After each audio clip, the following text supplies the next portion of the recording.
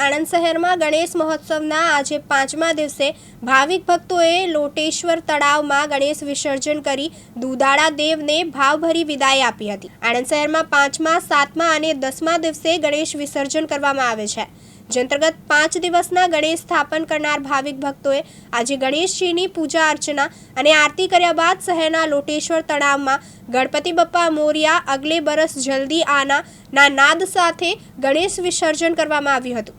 Anand fire brigade દ્વારા તરાપા અને boat દ્વારા ગણેશજીની મૂર્તિઓનું તળાવમાં વિસર્જન કરવામાં આવ્યું હતું। ફાયર બ્રિગેડ દ્વારા ગણેશ વિસર્જન માટે જે આયોજન કરવામાં આવ્યું છે, હા, ગણેશ વિસર્જન માટે જે ગણપતિની દાદાની જે સ્થાપના કરેલ એનું 5મા દિવસે, 7મા દિવસે અને 10મા દિવસે એનું વિસર્જન થતું હોય છે। તેના અનુસંધાનમાં કરમસદ આણંદ મહાનગરપાલિકા તરફથી આણંદ ફાયર બ્રિગેડની ટીમ ગોયા તળાવ જે લોટેશ્વર મંદિરની પાછળ જે તળાવ આવેલું છે ત્યાં આગળ બોટ તથા સ્ટાફ અને તરાપા સાથે વિસર્જન માટે બંદોબસ્ત માટે તૈયાર રહેલ છે। ચિરાગ સૈયદ, દિવ્યાંગ ન્યૂઝ, આણંદ।